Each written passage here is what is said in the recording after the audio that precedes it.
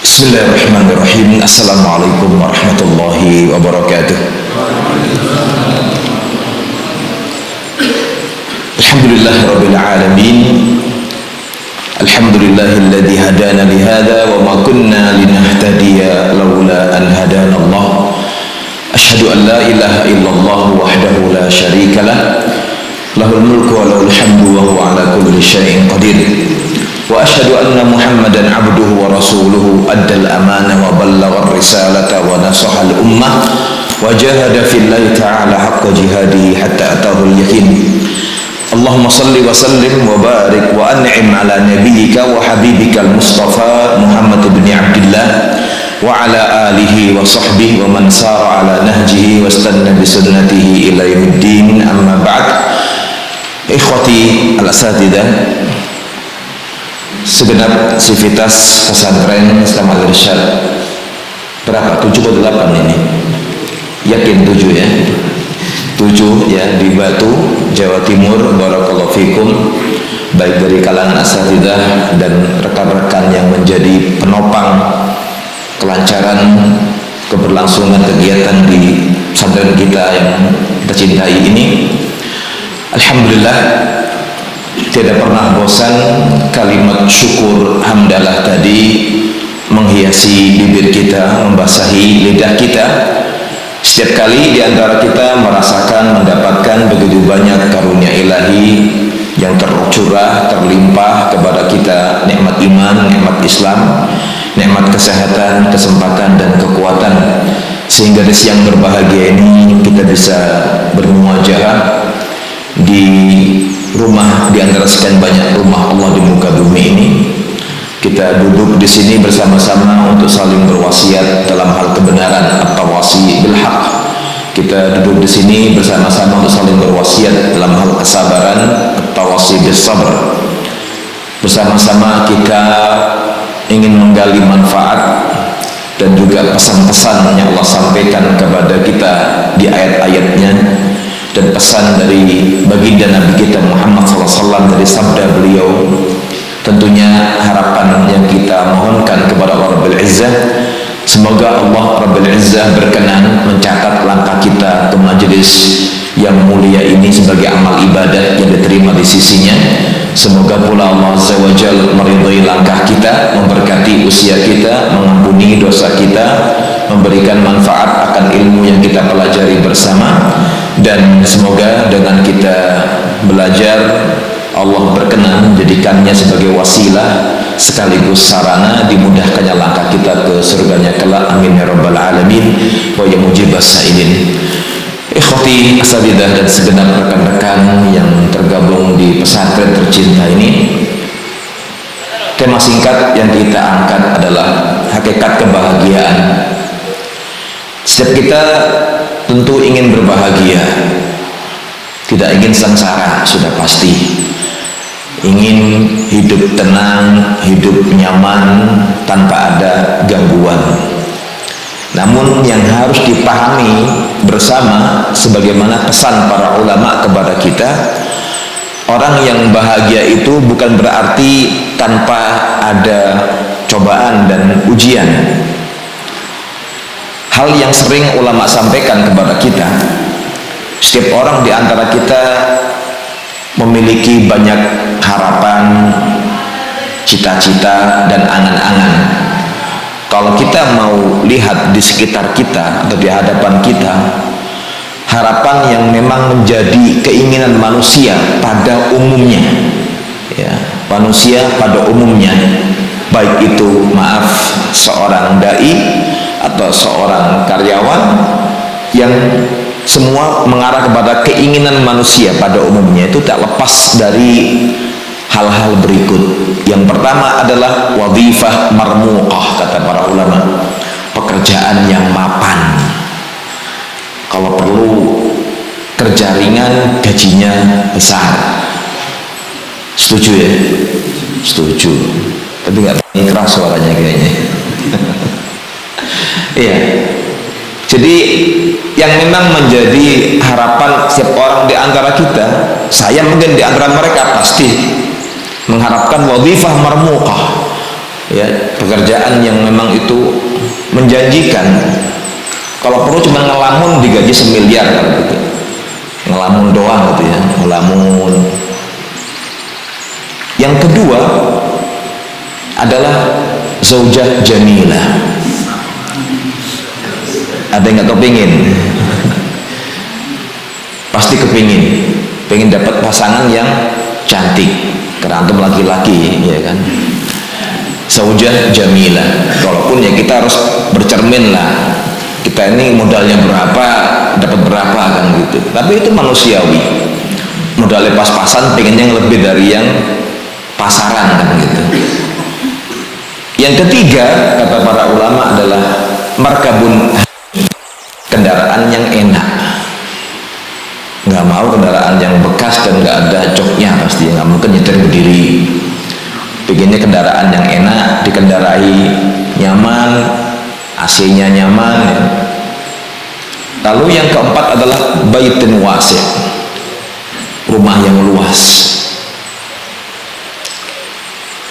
Yang kelima amlakin wa iqarat, ingin punya properti sebanyak-banyaknya. Yang keenam tamasyat wasaharat, pengennya jalan-jalan terus, jalan-jalan dan bergadang. Yang ketujuh hudur walaim wa hafalat, pengennya diundang makan, diundang walimah. Ini 7 perkara ini kalau kita mau jujur sudah bisa dipastikan menjadi harapan setiap insan. Ada yang masih lupa 7 perkara tadi? Ada yang masih lupa atau masih ingat? Yang pertama adalah wadhifah marmuqah, pekerjaan yang mapan, yang nyaman, yang enak, yang nggak perlu SK. Kalau perlu nggak ada nomor serinya gaji itu. Yang kedua zaujatin jamilah, istri yang cantik. Semua insya Allah sepakat gak kepengen istri yang jelek atau istri yang ganteng, kan nggak mungkin, ya, istri yang cantik.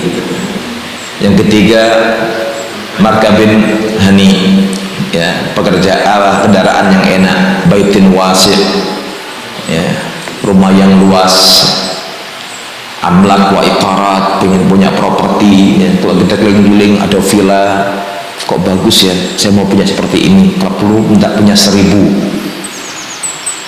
Tamasyat wa saharat, pengen jalan-jalan kerjanya. Kalau istilah orang kampung saya itu namanya bokongnya kayak kukusan, lancip, ya, jadi nggak bisa betah duduk, harus pergi sana pergi sini gitu ya, mobile jadinya dia. Dan ini yang paling sering kita minta, dungane tiap hari itu pengen diundang makan gitu ya. Jadi perbaikan gizi dan masa pengembangan masalahnya, biar berkembang badannya. Itulah hal yang lumrah, yang seolah menjadi gambaran realita setiap orang di antara kita. Kayaknya kalau itu semua ada, kita bahagia banget gitu, sangat bahagia, sangat terhibur, bakal tenang hidupnya. Makanya di awal kita katakan sehakikat kebahagiaan itu bukan berarti seorang tidak pernah ditimpa musibah, ujian dan cobaan. Itu yang perlu diluruskan, yang ulama sudah mengingatkan kita, ya. Tidak jarang di antara kita kalau mau ditanya pengennya kayak apa, ya pokoknya enak sudah, listrik gak usah bayar, ya. Kalau naik mobil nggak usah bayar, pengennya naik mobil itu karimun gak karimudun dan gitu. Pengennya gitu, nggak mau naik yang paciro, panas jero-jero, nggak mau. Itulah yang memang kita harapkan, kita inginkan. Yang itu memang lumrah harapan setiap insan di antara kita. Kebahagiaan yang inginnya tanpa ada hambatan dan mudah untuk meraih atau mendapatkannya. Tidak ingin ada gangguan yang menghalangi dia.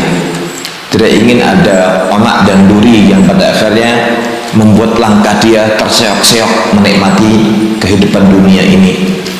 Terkadang saya pun sempat ditanya oleh seorang, apakah salah Ustaz kalau saya mengharapkan 7 hal tadi? Tidak salah. Tidak salah. Yang salah itu kalau Anda belum mendapatkan itu teriak-teriak, atau orang bilang bengak-bengok, kok kayaknya anak ini bakal miskin permanen misalnya, kok kayaknya saya ini bakal jelek permanen kan gitu. Yang tidak boleh adalah jangan sampai kita bahlul permanen ini. Ini nggak boleh. Jangan sampai kita tuh bodohnya permanen. Kalau misalnya miskinnya lama nggak apa-apa sudah. Karena memang setiap kita itu memang pengen semuanya enak, dilayani, diladeni, kemudian semua disiapkan. Lalu kita aja kalau mati dimandikan kan gitu ya. Mau kuburan digotong, disolatkan. Tapi sebelum itu kita dapatkan, kita harus meyakini hidup di dunia ini tidak semudah yang kita bayangkan. Konsep yang ulama tidak pernah lupa, selalu mengingatkan kita, ketika Allah menciptakan kita, memberikan kehidupan kepada kita ini, Allah mengatakan wa ma khalaqtul jinna wal insa illa liya'budun. Ini hampir sering dilupakan oleh kebanyakan orang di muka bumi ini. Tapi di sini insya Allah nggak ada. Yang di luar sana itu, ayat ini sering dibaca, sering disampaikan oleh para khatib, para mubaligh, para ustadz, para kiai, para dai. Di ayat 56 Ad-Dzariyat, wa ma khalaqtul jinna wal insa illa liya'budun. Dan tidaklah aku menciptakan jin dan manusia, ya. Kata Allah menegaskan di sini, dan tidaklah aku ciptakan jin dan manusia illa liya'budun, melainkan agar mereka semua beribadah kepadaku. Saya pernah dikeluhkan oleh seorang hamba Allah akan pasangan hidupnya. Kata pasangan hidupnya, nih saya sudah sholat, saya udah ngaji, sering ikut pengajian, jadi orang baik, kok nggak bisa kaya raya ya gitu kan. Lalu tidak kata saya, ini gimana jawabannya Ustaz? Saya bilang, kalau suami Anda bilang seperti itu, sudah mau ke masjid 5 waktu, sudah mau baca Quran, udah mau dzikir, kok nggak bisa kaya-kaya? Nggak akan kaya Mbak kalau nggak kerja. Ingatkan dia mestinya. Saya sepakat dengan Anda Mas. Iya, Anda nggak akan pernah jadi orang yang bisa makan kalau nggak kerja. Jangan berharap dari Allah ketika Anda sholat 5 waktu, rajin baca Quran, terus rajin ke pengajian, tahu jatuh depan Anda emas segepok atau sekarung 1,5 ton misalnya. Itu hayal. Tapi ibadah itu adalah wujud implementasi dari ubudiyah kita kepada Allah Rabbil Izzah, penghambaan diri kita kepada Allah Rabbil Izzah. Ini terjadi di masyarakat yang kita hadapi saat ini. Seolah dia protes, mana janji Allah? Katanya saya suruh beribadah sama Allah, suruh sholat, saya udah tobat loh ini 5 waktu ke masjid, berangkat sebelum adzan, tapi kok saya nggak dapat makan ini. Ya keliru, karena ketika Nabi kita menyampaikan sabdanya, lau annakum tatawakkaluna 'ala Allah haqqa tawakkulihi la razaqakum kama yarzuqut tahira taghdu khimasan wa taruhu bitanan. Karena konsep yang dia pahami, kalau bahasa kasar kita terlalu picik, inginnya ada take and give. Ya Allah, saya udah sholat, wen fulus, duit mana ini gitu kan. Burung itu ketika Nabi bilang sama kita, kalau seandainya kalian bertawakal kepada Allah dengan memahami konsep tawakal yang benar, kan tawakal itu amalan hati kita. Sehingga Nabi mengatakan tawakal itu bukan berarti kita menunggu, menanti tanpa ada langkah dan aksi yang nyata. Makanya kata Rasulullah, jika seandainya kalian bertawakal kepada Allah dengan tawakal yang benar, ada stressing di sini, ada penekanannya, tawakal yang benar. Tidak hanya berdoa dengan khusyuk, tapi dia berusaha keluar. La razaqakum, maka pasti Allah akan melimpahkan, menganugerahkan rizkinya kepada kalian seperti halnya Allah memberi rizki dan makan kepada seekor burung.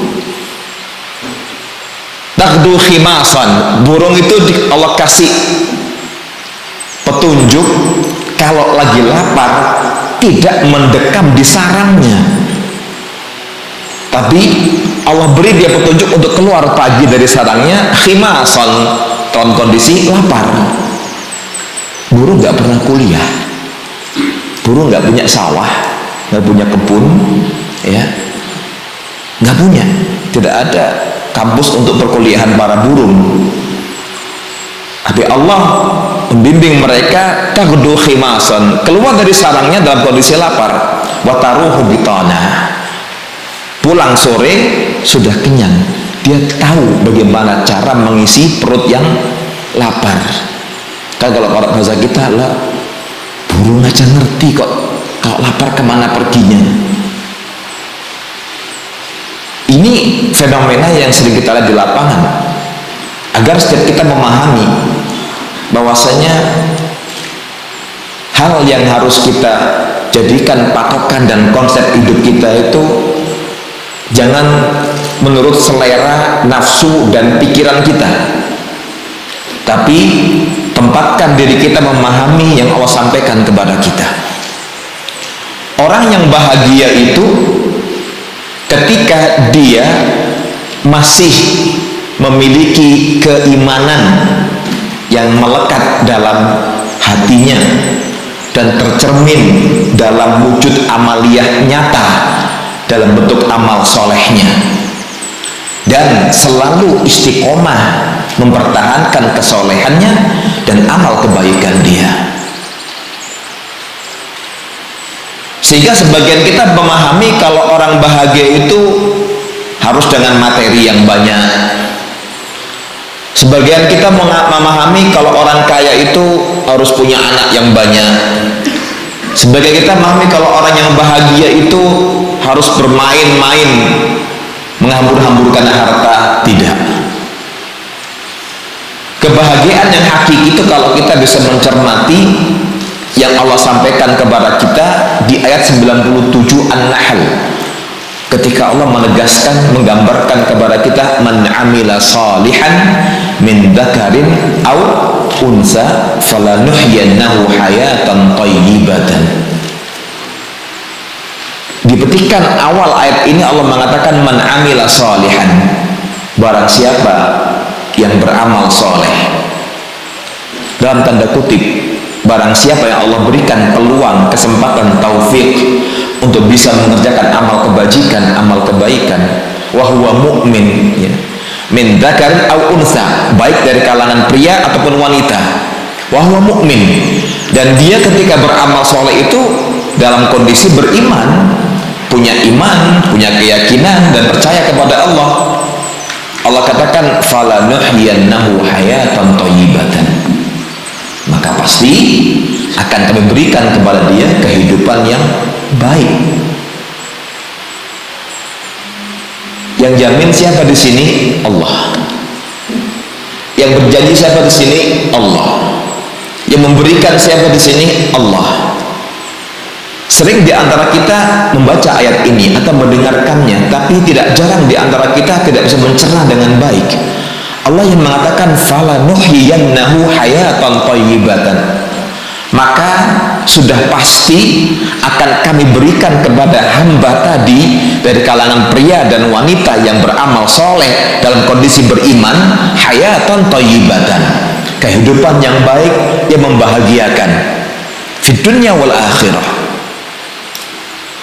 Bahkan Allah menutup dengan mengatakan wala najziyannahum ajrahum bi ahsani ma kanu ya'malun, kami akan balasi dengan memberikan ganjaran pahala amalan dengan yang lebih baik dari yang mereka kerjakan. Itu berarti kita wajib bersedih kalau detik ini, kalau pagi ini, kalau hari ini masih diberikan Allah nikmat bernafas, menghirup udara segar, tapi belum ada action nyata untuk berbuat amal soleh. Berbahagialah kita bila ketika diizinkan bangun di kala pagi dan diberikan kesempatan berdoa kepada Allah dengan mengatakan alhamdulillahilladzi ahyana ba'da ma amatana wa ilaihin nusyur, lalu kita beramal saleh. Itu baru kebahagiaan yang nyata, kebahagiaan yang hakiki yang akan diraih seorang hamba. Sehingga Allah mengatakan falanuhyiyannahu, maka sudah pasti kami berikan untuk dia kehidupan yang thayyibah. Siapa yang mampu merubah jaminan kebaikan dari Allah? Nggak ada yang bisa berubah. Karena boleh jadi banyak orang yang harta berlimpah nggak bisa bahagia, tidak tenang. Berapa banyak orang yang punya properti tak terhingga, tak terhitung, tak terbilang, tidak pernah merasa tenang. Dan tidak sedikit orang-orang yang mereka memiliki banyak harta malah pusing. Tapi ketika kita punya banyak amal kebaikan, amal kebajikan, dia tenang hidupnya. Kenapa?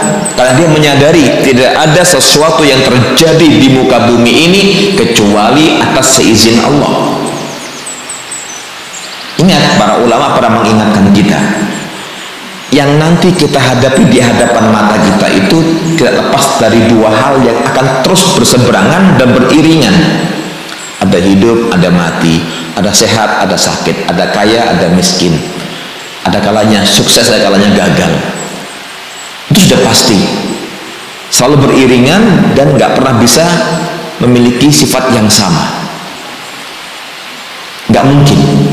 Tinggal yang memang menjadi ciri khas pribadi seorang mukmin itu yang sudah digambarkan oleh baginda Nabi kita Muhammad SAW, ajaban li amril mu'min. Kita harus berbangga, berbahagia karena Nabi sudah menyematkan untuk pribadi mukmin di antara kita dengan mengatakan ajaban li amril mu'min. Sungguh ajib, menakjubkan urusan yang dimiliki seorang mukmin. Stressing di sini adalah mukmin,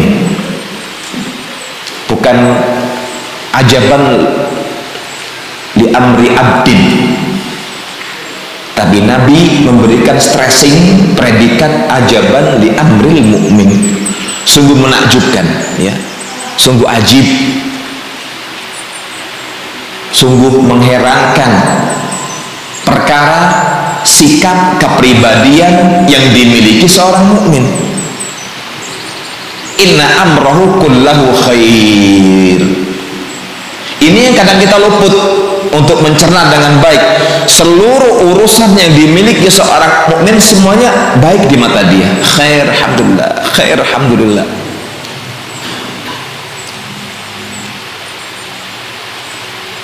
Inna amruhu kullahu khair.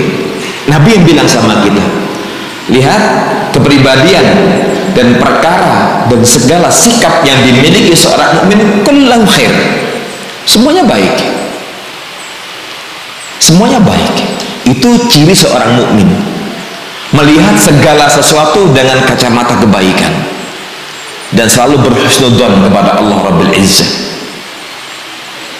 In asobathu sarra syakar fahuwa khairul lahu wa in asobathu dharra sabar fahuwa khairul lahu wa laisa dzalika illa lil mu'min.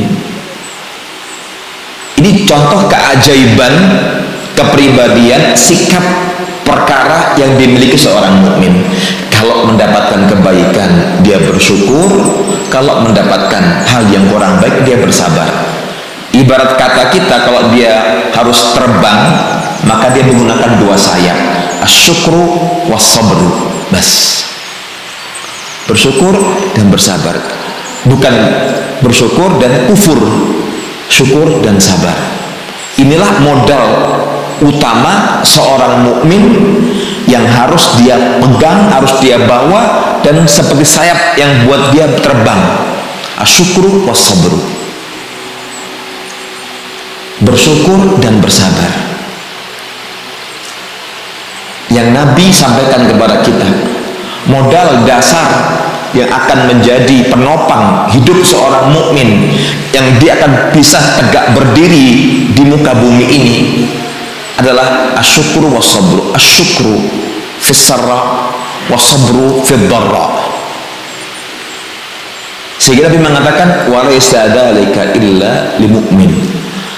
Kesemuanya itu, karakter yang indah dari bentuk syukur dan sabar itu hanya dimiliki oleh seorang mukmin sejati.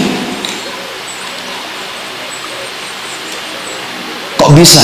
Ya, karena dia sudah menyiapkan dirinya. Hidup ini tidak selamanya harus mulus. Hidup ini tidak selamanya harus berjalan lurus. Sama dengan fisik kita. Makanya Syekh Utsaimin pernah bilang sama kita, kalau antum ingin tahu perkembangan fisik antum, lihat juga bulan itu. Ketika bulan di tanggal 1, namanya kan apa? Hilal. 2, 3, mulai terang benderang tanggal berapa? 15. 16 turun lagi, turun sampai dia redup. Kita pun sama. Dari lemah, mulai kuat, puncak kekuatan, terus turun lagi. Itulah kita. Dan para pakar medis juga mengatakan, ketika Anda menginjak usia awal 35 tahun, mulai merasakan kelemahan fisik kita. Itu awal. Makanya Nabi bilang sama kita, modal dasar yang sangat fundamental yang dimiliki seorang mukmin yaitu asyukru wassabru. Mengapa demikian? Karena tidak jarang di muka bumi ini ada sekelompok manusia yang Allah gambarkan kepada kita, dengan sangat jelas dan tegas. Simak ketika Allah mengatakan di ayat ke-11 surat Al-Hajj, wa minan nasi may ya'budullaha ala harfin. Di ayat 11 Al-Hajj di Al-Quranul Karim surah Al-Hajj, Allah mengatakan wa minan nas, dan di antara sebagian manusia ada sekelompok kecil manusia di muka bumi ini, man ya'budullaha ala harfin. Sebagian mereka itu ada yang menyembah Allah hanya di tepian saja. Ibaratnya imannya dia hanya di ujung lidah saja. Ciri dan karakter seorang hamba yang menyembah Allah hanya di tepian, di ujung lidahnya saja, itu apa cirinya? Fa in asabahu khairin ma'an nabi. Kalau mendapatkan kebaikan, tenang. Wa in asabathu fitnatun inqalaba ala nafsi. Kalau dapat fitnah, balik lagi ke belakang. Khasirat dunya wal akhirah. Kelompok yang berikut ini dikatakan khasirah, ciri orang yang merugi di dunia wal akhirah. Tidak jarang di antara kita ketika saat ini, detik ini, hari ini mendapatkan kenikmatan, spontan dia mengatakan, saat ini Allah sedang berpihak kepada saya, sedang sayang sama saya. Ketika hari esok atau waktu berikutnya mendapatkan hal yang kurang menyenangkan, dia mengatakan Allah nggak sayang sama saya. La haula wala quwata illa billah. Ini yang Allah katakan, ciri orang yang hanya ketika beribadah kepada Allah hanya di ujung saja. Kita harus sepakat bahwasanya kadar keimanan kita ini memang ala kadarnya, sehingga Allah pun ketika memberikan ujian kepada hambanya sesuai dengan kadar keimanan.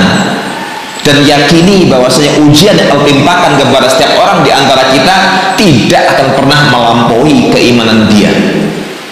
Sehingga ketika Allah menegaskan kepada kita di petikan ayat 155 Al-Baqarah, Allah mengatakan wala nabluwannakum bisyai'in, dan sudah pasti akan kami uji kalian dengan sedikit saja.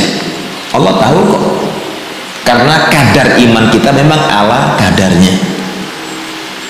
Buktinya ini Allah katakan wa minan nasi man ya'budullaha ala harf. Sebagian manusia, ada di antara mereka sekelompok manusia yang beribadah kepada Allah di tepian saja. Kalau dapat kebaikan itma'anna bihi, alhamdulillah hari ini saya bisa tertawa, farhah, Allah sayang sama saya. Bukrah, besok pagi dia nggak dapat yang diinginkan, marah, Allah hari ini nggak sayang sama saya, Allah nggak sayang sama saya. Padahal Aisyah radhiyallahu anha itu sudah mengatakan kepada kita, menceritakan kepada kita sikap terbaik yang dicontohkan oleh Nabi kita Muhammad SAW. Kata Aisyah, Nabi itu ketika mendapati perkara yang menyenangkan, beliau mengatakan alhamdulillahilladzi bi ni'matihi tatimmus shalihat. Wa in wajada syarran qala alhamdulillahi ala kulli hal. Nabi itu di dua kondisi yang berbeda bersyukur kepada Allah. Kata Aisyah, ketika Nabi mendapatkan perkara yang menyenangkan, perkara yang membahagiakan, maka Nabi mengucap kalimat alhamdulillahilladzi bi ni'matihi tatimmus shalihat. Zikir semacam ini yang jarang terucap dari sebagian kecil kaum muslimin. Ketika mendapati kebaikan, kenikmatan, dia lupa baca ini alhamdulillahilladzi bi ni'matihi tatimmus shalihat. Segala puji hanya milik Allah yang dengan segala nikmatnya menjadi sempurna amal kebajikan. Wa in wajada syarran aw ma yakrah, ketika Nabi mendapati hal yang kurang ia sukai dan tidak sesuai dengan selera perasaan jiwa dan hatinya, faqala alhamdulillahi ala kulli hal. Segala puji hanya milik Allah atas segala kondisi yang saat ini kita alami. Itu baginda Nabi kita Muhammad SAW. Bukan yang memang Allah gambarkan kepada kita yang itu mengkhawatirkan, bahkan akan menyengsarakan kita. Di ayat 11 tadi Allah katakan wa minan nas, dan di antara sebagian kecil manusia may ya'budullaha ala harf, yang mereka menyembah Allah di tepian saja.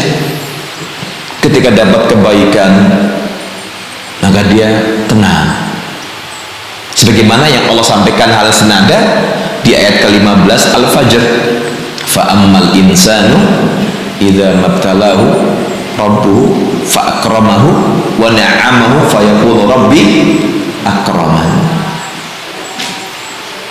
Ayat berikutnya ketika dikatakan faqadara ali rizqahu fa yaqulu rabbi ahanan, itu memang tipikal manusia yang asli. Fa'amal insan, ada manusia ketika Allah berikan dia ujian, dihilangkan ujian, diberikan nikmatan, diberikan penghormatan, rabbi akraman, Allah sedang memuliakan saya, Allah sayang sama saya. Tapi ketika diuji dengan kekurangan, segala keterbatasan, dia bilang ahanan, hari ini Allah sedang gak berpihak dengan saya.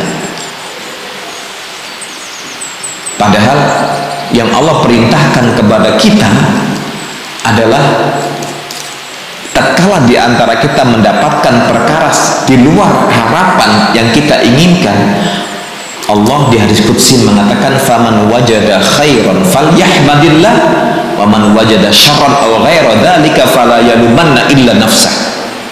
Siapapun di antara kalian yang mendapati kebaikan, falyahmadillah, pandai-pandailah bersyukur kepada Allah.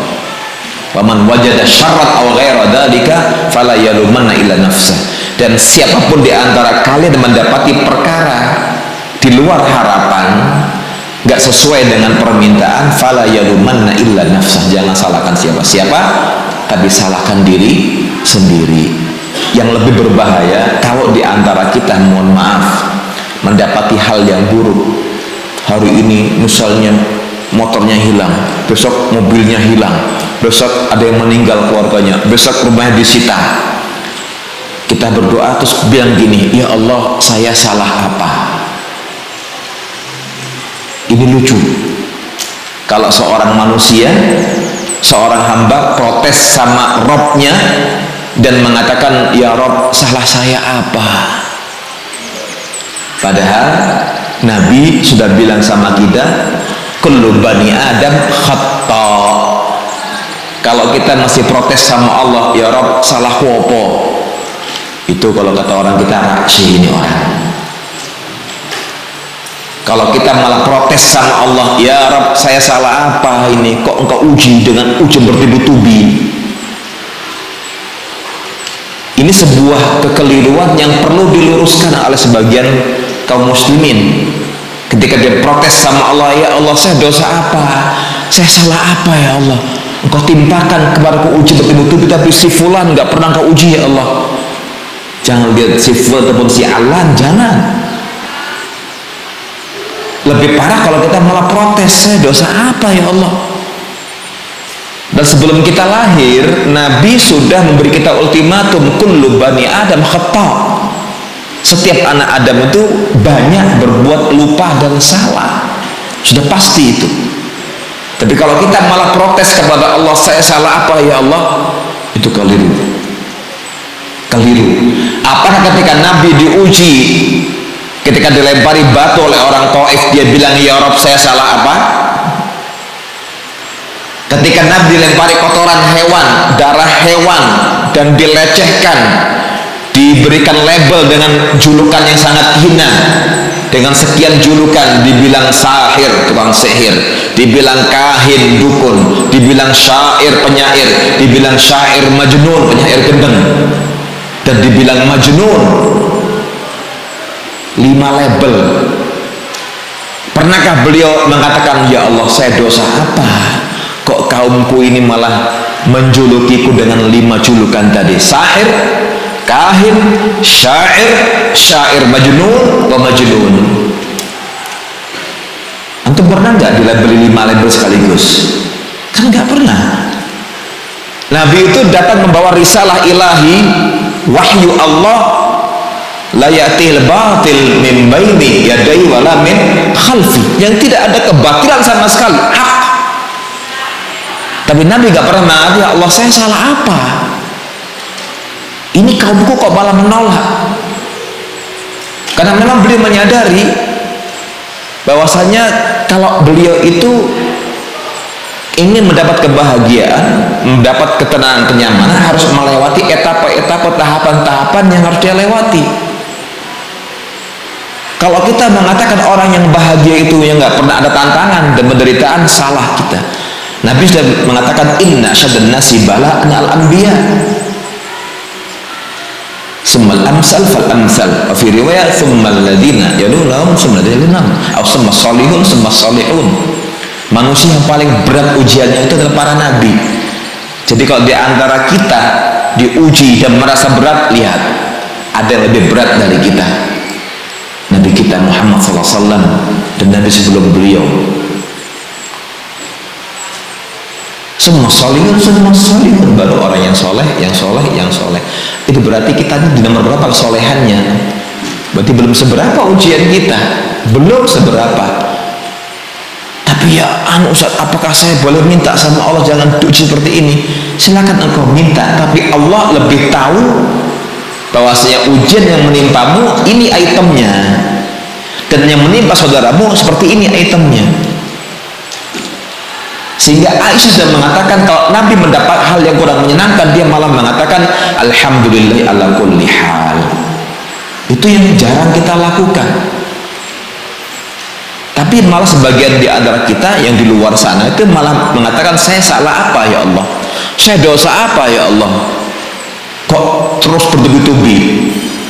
Mestinya semakin mendidik kita untuk kembali bermuhasabah dan introspeksi diri. Dan ternyata orang yang bahagia itu bukan berarti orang nggak pernah mengalami kegagalan atau keterpurukan ya. Saya melihat sendiri bagaimana ada seseorang di antara sekian banyak orang yang dia memang secara materi itu mapan dan terus melejit, tapi saya mendengar langsung dan bertanya ke dia langsung, Mas, seusia ini Anda sudah Masya Allah secara ukuran materi dia sukses, tapi saya melihat sendiri Anda mengalami ujian. Iya, saya melihat dengan mata kepala saya sendiri. Itu tidak kecil ujian dia, besar. Tapi alhamdulillah ketika hamba Allah ini sudah kita sampaikan dalil dan dia belajar agama dengan baik, subhanallah, dia tidak menangis sama sekali. Tenang bawaan dia, tenang dan tenang. Dan nominal bukan kecil, besar. Dan itu saya lihat dan saya dengar langsung pengakuan dia. Oh, ternyata kita kan seringnya kan sawang sinawang. Masya Allah, fulan sukses ini. Terus. Padahal kita lihat dia mengalami ujian, ya, mengalami cobaan. Maka semakin meyakinkan saya pribadi dan semua di antara kita bahwasanya bahagia itu bukan menurut selera hawa nafsu kita. Bahagia itu kalau kita terselamatkan dari bentuk sikap yang selalu banyak berkeluh kesah kepada Allah Rabbil Izzah, tapi kita nggak punya perbaikan dalam sisi ibadah kepada Allah Rabbil Izzah. Tapi bolehkah saya mengeluh kepada Allah, Ustaz? Boleh. Mengeluh seperti apa? Kalau kita mengeluh kepada Allah itu berdoa agar diberikan yang terbaik di dunia wal akhirah. Sakit berdoa minta kesembuhan. Tapi ingat bahwasanya semua butuh dari kita kesabaran. Tapi ingat, hakikat bahagia itu bukanlah kita tidak boleh mengalami penderitaan, tetap kita akan menderita. Kita sedang menghafal pepatah Indonesia, berrakit-rakit ke hulu, renang-renang ke tepian. Itu kita hafal. Bersakit-sakit dahulu, senang-senang kemudian. Itu sudah kita dengar saat kita SD. Tapi kenapa ini sering kita lupakan? Nabi itu sudah mengalami hal itu. Kalau kita mau jujur, Nabi begitu berat perjuangan beliau. Kalau kita mengatakan saya pernah kelaparan, Nabi sudah kelaparan. Saya pernah menderita, Nabi sudah menderita. Tersiksa, Nabi pernah tersiksa. Sedih, beliau pernah sedih. Tapi beliau ingin mencontohkan kepada umat dan pengikutnya, tunjukkan ekstensi keimanan kita di hadapan Allah dengan cara yang benar, dengan terus kita bersimpuh di hadapan Allah, meminta kepada Allah Rabbil Izzah. Makanya ketika paman beliau Abbas menghampiri beliau, ya Rasulullah, ajarkan kepadaku doa yang simpel, padat, yang aku akan amalkan setiap hari, aku bacakan setiap hari. Apa kata Rasulullah? Sallallahu al-afiyah, mintalah sama Allah afiyah, keselamatan. Dia pulang, esok hari ketemu, ya Rasulullah, ajarkan kepadaku doa yang dengannya aku berdoa kepada Allah, ya ammah sallallahu al-afwa wal afiyah fid dunya wal akhirah. Paman, di hari berikutnya ketika dia minta lagi diajari doa, mintalah kepada Allah ampunan dan keselamatan fid dunya wal akhirah. Sering para ulama ingatkan kita, jangan pernah berkeluh kesah kepada Allah dengan hal yang sudah pasti. Apa itu? Rizki kita sudah ditanggung oleh Allah. Tapi mintalah kepada Allah perkara yang belum pasti. Apa itu nasib kita kelak di akhirat? Kita kan seringnya protes, sehingga kadang-kadang kita kan sampai beli buku, mau sampai kapan Anda digaji? Pernah beli bukunya ya? Yang pertama kali ketawa pada buku pas beli itu ya. Mau sampai kapan digaji? Kalau semuanya mau menggaji, kalau semua orang di muka bumi ini kaya semua, ya insya Allah mati semua. Kenapa? Nggak ada yang masak, nggak ada yang berkebun, nggak ada yang di sawah. Kalau semuanya kaya, insya Allah sengsara semua, karena nggak ada yang membantu dia, nggak ada yang menolong dia. Mas nggak buka warung, sorry, saya udah kaya. Mas nggak nyangkul sawah, sorry, saya sudah kaya. Bisa keliling kok nggak ada beras ya, nggak ada petaninya, nggak mau digaji. Kita mau menggaji semua nggak?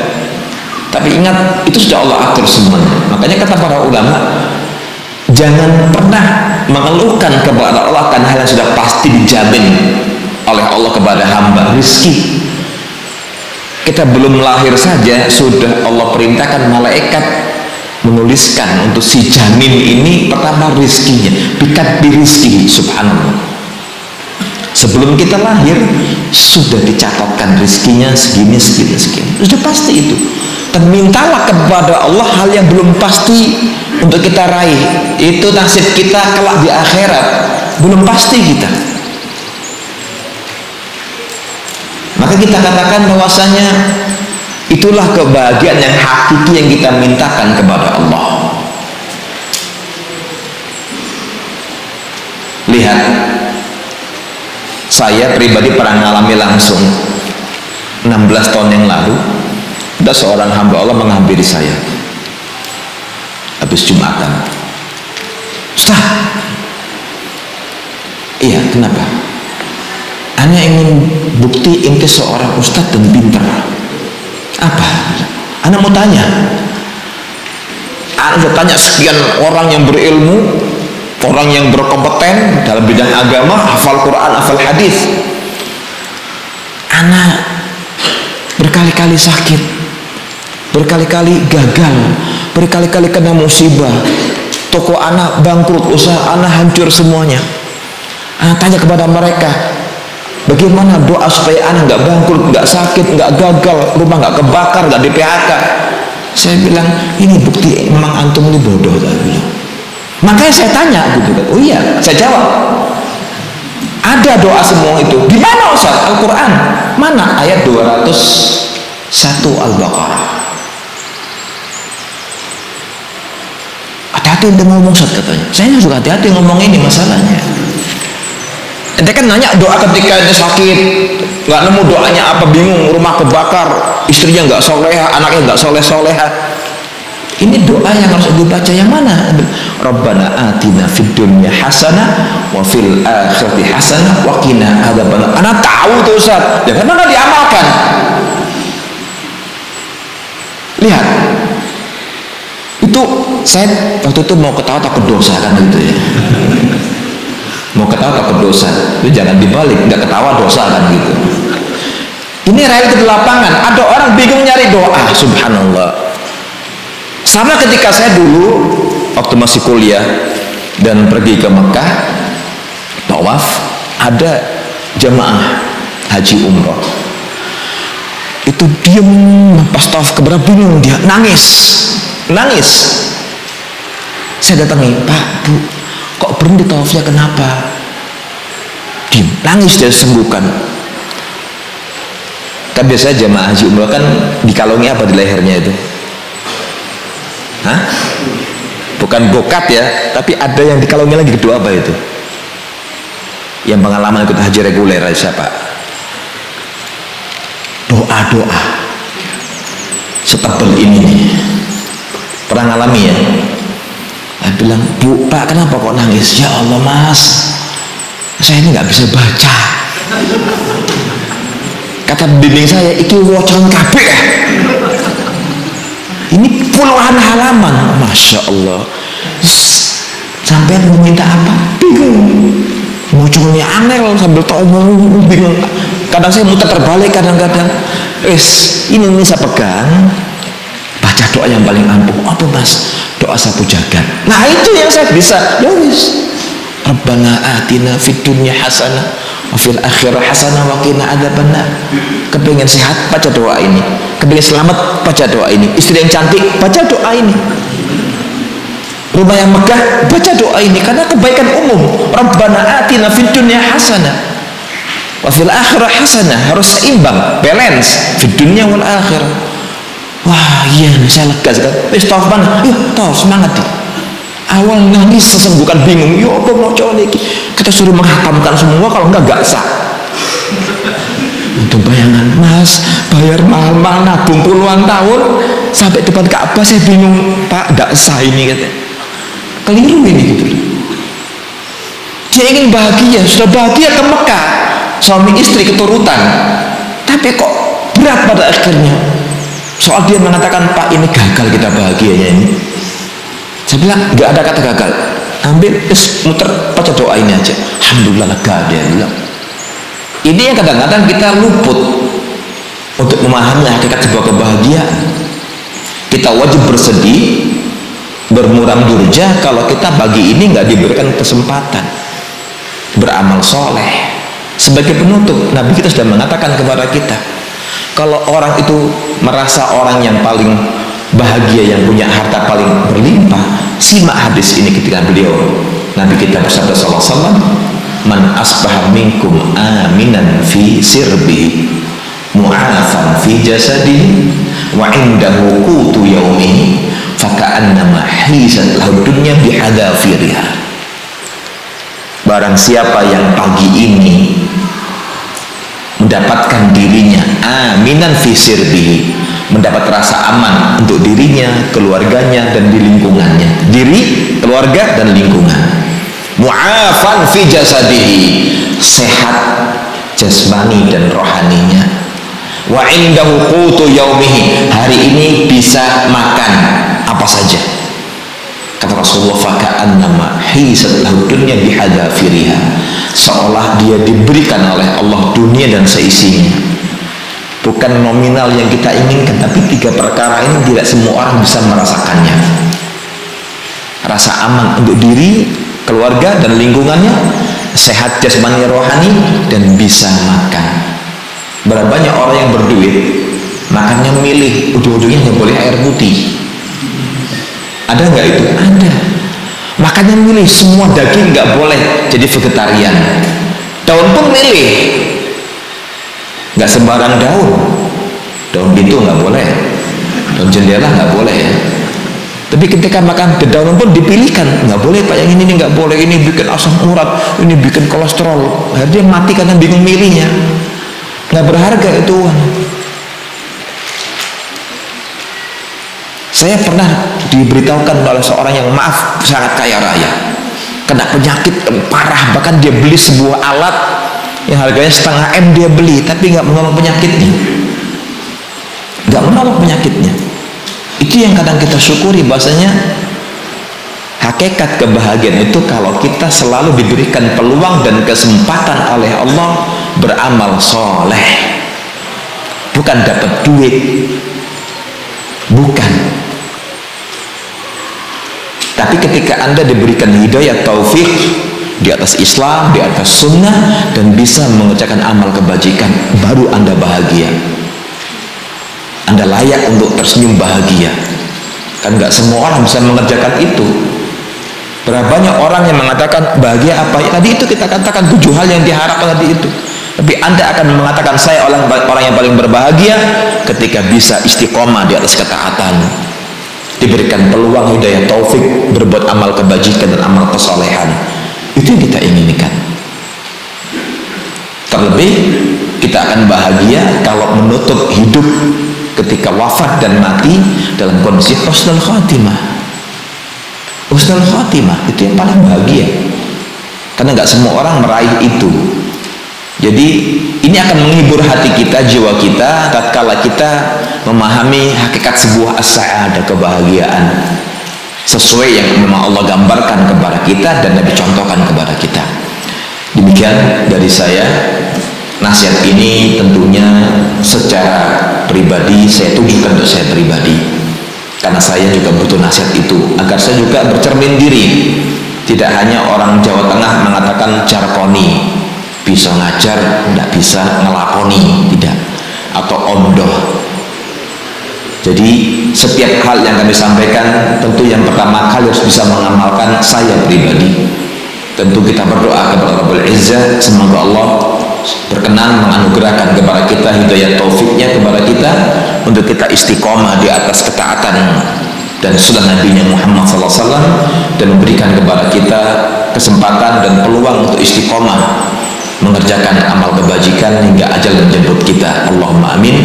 Aqulu qouli hadza walhamdulillahirabbil alamin. Subhanakallahumma bihamdika asyhadu an la ilaha illa anta astaghfiruka wa atubu ilaik. Assalamualaikum warahmatullahi wabarakatuh.